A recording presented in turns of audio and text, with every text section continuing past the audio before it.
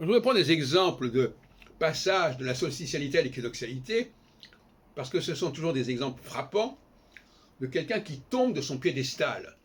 La solstitialité, c'est le piédestal, et quand l'équinoxialité arrive, il y a une chute, il y a une descente. Le cas intéressant, c'est celui de DSK. Parce qu'en 2011, c'est en 2011 que l'affaire DSK s'est produite, n'est-ce pas?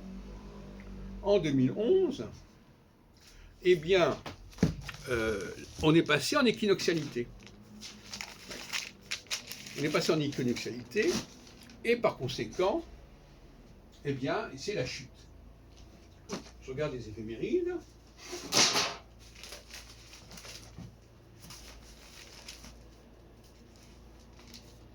Voilà. Donc 2011, où est Saturne en 2011?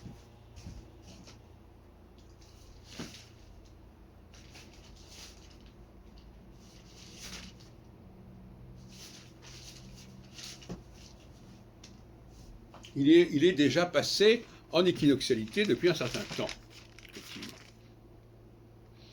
Alors, il était en 2009, il rentre en balance. Et donc, encore une fois, raison de plus pour vous expliquer que les événements solsticiaux équinoxiaux ne se produisent pas automatiquement au moment où Saturne rentre en conjonction avec un axe équinoxial ou solstitial. C'est une erreur que Barbault a répandue, qui est absolument incroyable. Il y a 7 ans, bon là, effectivement, il aurait fallu 2 ans pour que DSK soit touché par l'affaire, mais déjà il avait pris un certain nombre d'habitudes qui pouvaient probablement le discréditer et le desservir. C'est tout à fait normal. Arrêtons, j'en ai fait un exposé l'autre jour, arrêtons d'avoir cette idée du temps. Voilà, l'astrologie doit dire à quel moment, quel mois les choses doivent se passer. C'est une grave plaisanterie. Je ne veux pas donner de nom de gens qui ont développé cette maladie. Donc, en 2011, on est en plein milieu, si on peut dire, d'une phase d'équinoxialité, et on a DSK qui était à la tête du FMI et qui se retrouve dans une histoire de meurtre à New York et qui est enfermé, etc., etc.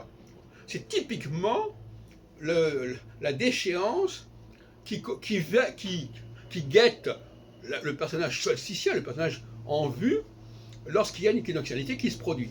Et là, c'est très facile de faire un faux pas à ce niveau-là.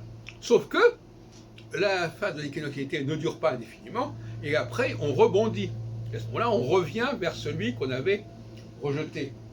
On a des tas d'exemples de ce genre. Donc le passage de l'équinoxialité à la solsticialité, c'est le retour de ceux qu'on avait mis de côté, qu'on avait mis à l'écart.